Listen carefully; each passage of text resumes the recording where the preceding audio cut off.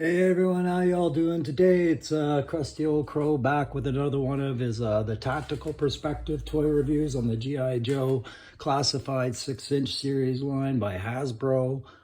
Big fan of this series. Lots of guys doing reviews and lots of stuff out there. Figured I'd join in on the fun, gave me an excuse to buy a whole bunch.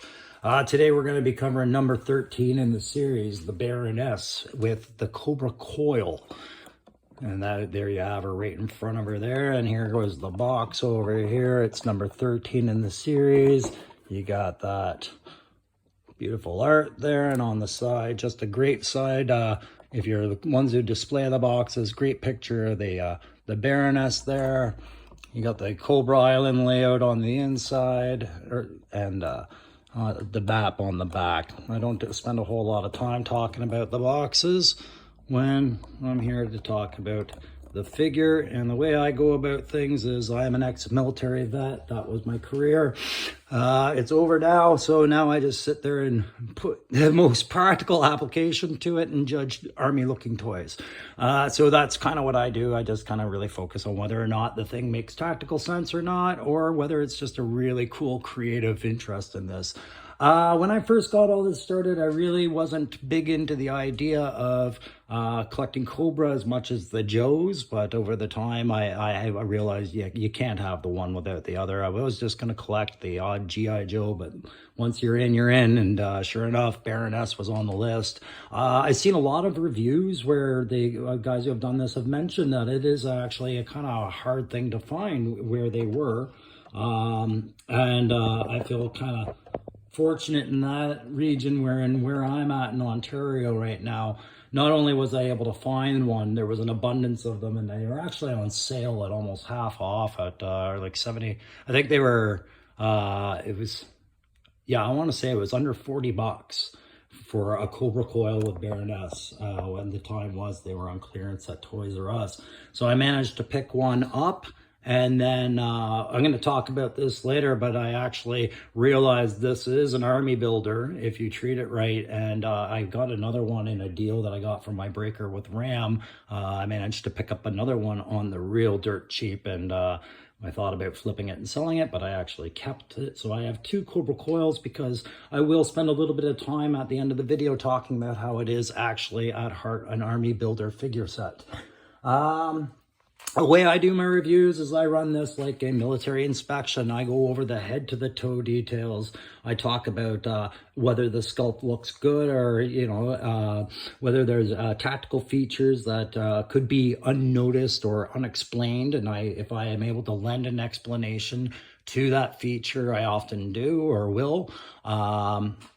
I don't spend much time talking about the articulation of this line of figures because enough other reviewers out there do spend a lot of time talking about repeatedly how articulate that they are. They do have several points of articulation, very posable, very photographic, photogenic. Thank you for the words. Very photogenic figures and very posable, like I said. So Hasbro has done a bang-up job of taking the ones that we grew up with in the 80s and reprinting them in a 6-inch, much more detailed, much more interesting line.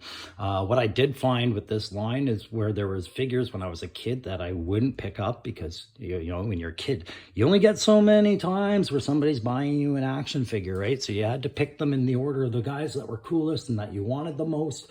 And it wasn't often I had a Cobra figure on that list far enough ahead that I would get it before the next wave came out and I was, moving on in the list. So collecting Cobra is a lot more now available for this because they make it really hard to say no, even on the characters that I thought were ridiculous. So I'm going to move on to the inspection about this, and then I'm going to talk about the bike afterwards and some of the accessories. And then what I'm going to do is I'm going to step outside my original plan, and I'm just going to take a vanity moment to just kind of show you what I did to turn this into an army builder with my second Cobra COIL. So with the figure itself, starting from the head, okay, this is a great Baroness head.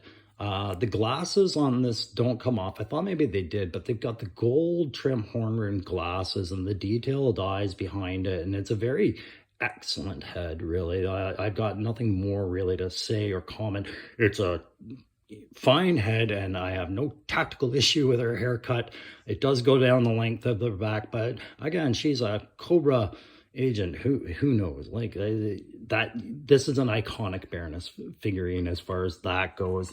I'll talk about her helmet that goes with this for a second, because it's the alternate head. You do have the alternative choice of replacing Baroness's head with the motorcycle helmet that's included in this package, and they've done another two-tone good job. The visor is a separate color from the rest of the helmet, just like not color, but separate painting of black, more glossy. You can see that it is a snake sculpted helmet. You can make out the fangs here and the sorry, I'll point them out. The fangs along there and the eyes up there. So there is a subtle snake sculpt at play there, but that's the helmet, and you know, just standard pop on, pop off. And they rounded the bottom. They beveled it well. So, you know, you've got the same amount of posability, if not more, because of her hair. But at the same time, if you're looking at it at the right angles, it doesn't look wrong. It doesn't look like there's an empty helmet under there sitting on a post, right? So they did a good job with that. Yeah, we can leave it there. We'll come back to that another time. So moving down, if you look at the neck region and her under armor, you've got that cross-hatching sculpt going on there. It's a different shade. It's gray here. You've got a flat black as opposed to the shiny black breastplate that she's got here.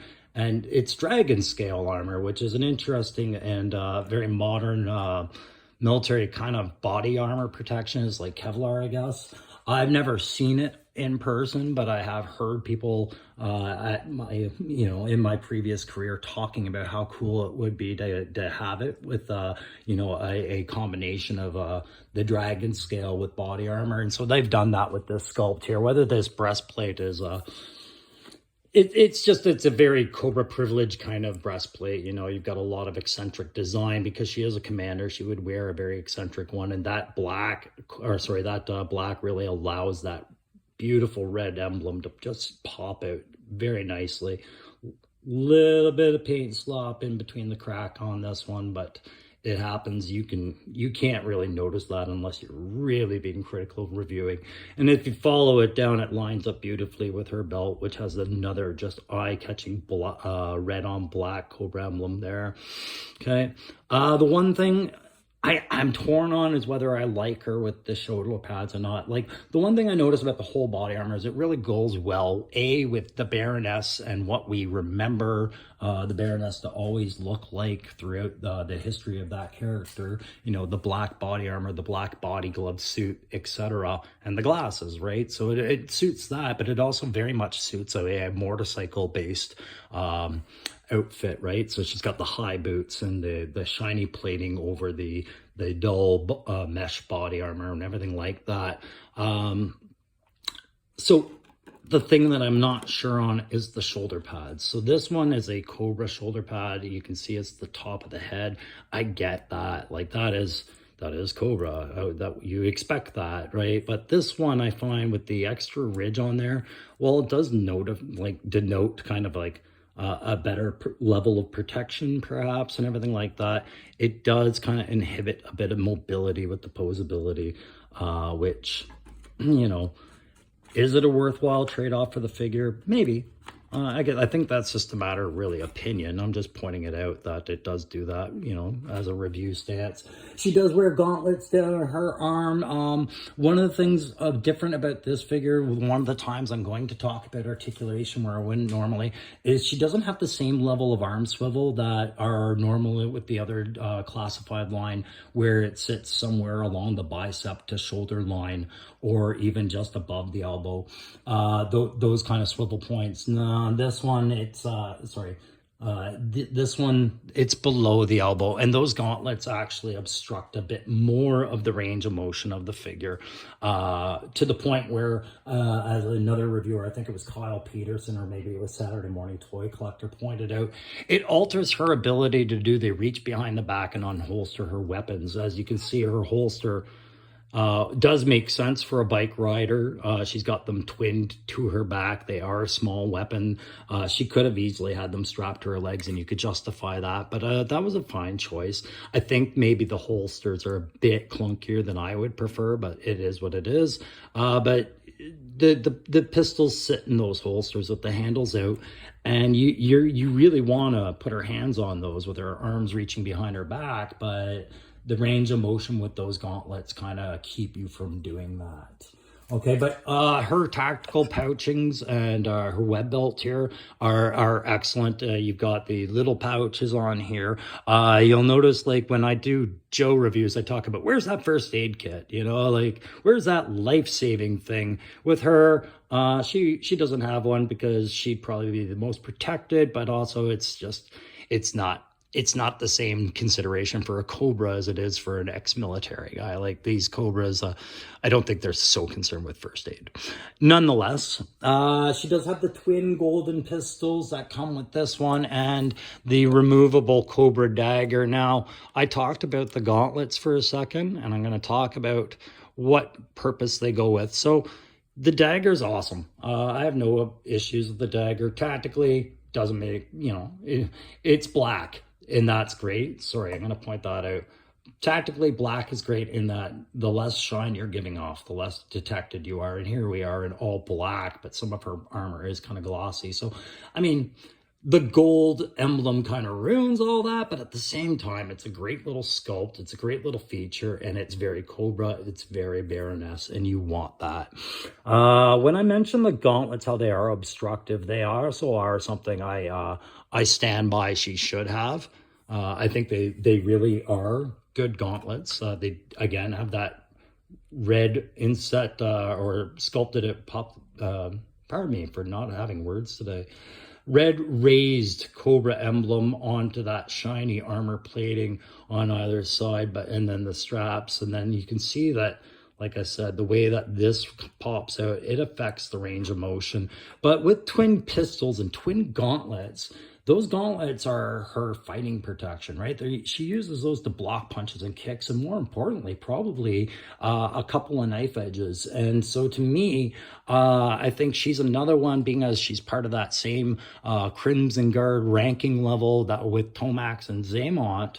I think two knives made sense for her. In fact, with my second Cobra COIL set, I made sure that she gets that extra knife, and I always keep it on her second hip because to me, she screams twin knife fighter. She's a twin pistolier. She's a twin knife fighter to my eyes. She also comes with this interesting design. It's a gun of types. It's a Cobra Wrist Gun. It goes on her arm. As you can see on the box, it's denoted here that she is wearing it on her wrist and she is firing it. And it's very sci-fi. Tactically, it does nothing for me. But if somebody were to explain to me whether this ever appeared in a cartoon or anything, as a kid, I was never able to watch the cartoons. My mom couldn't afford cable as I was growing up. So, you know, G.I. Joe is just read the comic from time to time, play with the toys. But if this is an actual thing from the cartoon, I'd be interested to know that. It does really scream to me that this is some sort of a Sentry drone. Like, you know, I know they're merging this with the Transformers line, and I know this was probably designed before that really was getting off the ground as an idea into a marketing idea. But this has the multiple red eyes on it. It does look like it's probably a drone of sorts that she could probably pick up and fire. That's just my, you know, tactically, I don't think we have anything like this, so we have to use our imagination. Creativity-wise, I think it's brilliant. I really do. I think the people over at Hasbro, as far as the sci-fi aspect of this, are absolutely killing this line and killing it in a good way. They are doing a great job with some of this stuff. So I'm going to move over to the bike for a second. Now, again, like I explained in my video with Ram and Breaker, I am not a motorcycle guy. I've never ridden. I've had the opportunities, but I've never just taken advantage of them. But this bike just screams the movie Akira, pardon me, for me, the old anime one there from the 80s. It is a really cool looking bike. It's got that deep set rider seat, so you can get them low or lean them forward. It's got the pivoting handles like with the other one. Its steering linkage is fine, but it's got these ball jointed handles. You actually have to slam the one handle in when you buy these because it's out. They did it for a boxing issue, I guess, but they're a ball joint that go in here and they inset inside the black piece and you have to push it in there. But just another great details with the dials, the bright green dials with the yellow printing. And the fuel gauge there. You got your gas tank, you've got your engine components. It's got that thick kickstand. Like this thing does not tip over at all easily. You know, you can rattle it a bit. You can put what you want on it. It's got that space for the extra rider. I do kind of wish they had made this an openable pop hatch for somewhere to store the helmet maybe, but they do have the exhaust tips, and that would have involved changing some of the dimensions. Somewhere in here to store the helmet, or just somewhere to click the helmet on, I think would have been cool. But you know what? It's cool. It's definitely designed for a second rider. You got that street tire tread, pardon me. And overall, I was very, very impressed with the bike. I'm not into sci-fi looking vehicles. This one screams sci-fi to me, but that red and black really made it work. And the guns, usually when I have this posed out, these sci-fi cannons are gone. These are my one thing I just can't get behind that Hasbro did with it, was give it sci-fi laser guns as opposed to maybe embracing a little bit of modern tech with like they have with other things, and maybe give this thing even smaller miniguns, like a couple of twin miniguns on the side, not the one the size of what the Ram comes with, but maybe a couple of little ones, you know, about the same size as these, just sitting on the side. I think those would have been cooler features, but that's again opinion, and I get the sci-fi aspect of the Joe stuff. I respect it, no issues there. So I am going to talk about why this is an army builder. So here you have this bike, right? So usually these things range from, I think, averaging $80 and under. I think 60, 70 was the reasonable price in Canada. I got mine for 40 and under for both of them. But here you have your army builder. You've got a vehicle for people to ride, right? And so the Baroness figure that it comes with, you know, I could almost say that if you got rid of that Baroness head and just wore the rider, you have a generic bike escort trooper kind of deal. So when I looked at that and I did all that and I decided I was keeping my second coil as opposed to flipping it, I was resigned to making an alternate character just for myself, just to see what we could throw together. And in doing so, I kind of stumbled across a cool little thing and I did a little conversion work. I'm not going to do this every video, but I'm going to show you a couple of the conversions and the ideas behind it. One thing we're going to do is we're going to get rid of this stuff back here and make the room for the extra Cobra coil. So this rider that I've got on this one is actually a Marvel Legends figure. It is the Yelena Belova figure from Marvel Legends. I managed to pick that up on sale. These figures have the same great articulation that a lot of the that the G.I. Joes are known for, and they are cross compatible. You can use these for conversions. I'm sure all the conversion guys out there can show you about 1 billion of these, and more than likely there's more than 1 or 2 of them out there that have more than done enough things with the Yelena Belova character, because she's just very generic with the black jumpsuit body glove thing, and her weapons are military grade. This weapon didn't come with her. I'm in the process of repainting her Dragunov scale gun that she did come with. It's this. And guys, they come with blast effects with this particular figure. It is the Marvel Legends Yelena Belova. I'm going to show you the box so you know which one I used. All right, to do my conversion. So this was it here, Yelena Belova, Marvel Legends, and that's what she comes with. And on the back, So just, jumping from G.I. Joe to there, but those are the blast effects, and you get a sling. Isn't a sling a wonderful thing to have for a rider to have their weapon connected to, should they ever, have to jink and move around? It is. It's a great thing. So I'm going to be putting that sling back on that Dragon off once I get it done with the repaints. But so there's the rider conversion I did with Yelena Belova. But that's not all. As you can see, that is not the second COIL rider body. That is over here, and that's where we're using Yelena Belova's head. So we have this. I did do a repaint on the pouches and kits, just to make some more red pop detail, and I did paint her mask. But there you go, guys. So that's just my example of an army builder. I'm not mad at it. I love it, but I know it's got its flaws. Everything I do usually does. But I did paint that mask black to match. It did have black towards the bottom of the cheeks. I just had to paint over the silver. I think with the black lipstick, that worked. And I don't see why that body armor can't work for multiple characters. Oops, I just noticed, you can see I had to do a touch-up on the back. I forgot to do that before the video. Shame on me. Poor prep and planning.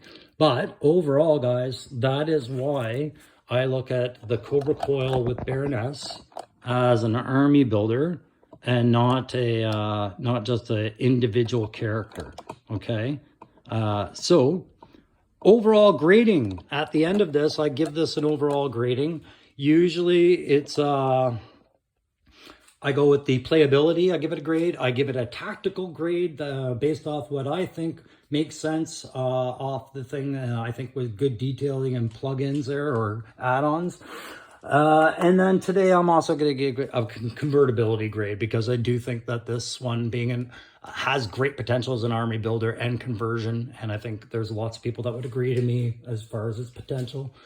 So the playability grade for the Baroness itself, I gave it a B because of the gauntlets. The gauntlets are obstructive, as is that right shoulder pad a little bit.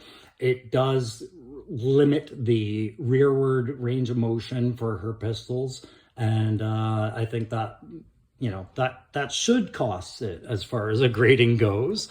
But overall, tactically for the figure, I think she got an A for sure, with the dragon scale bodysuit, and then the extra armor plating on top. The gauntlets, while they were obstructive, made sense, twin pistols. But I think the knife, if she had come with a second fighting knife, that would have been an A+.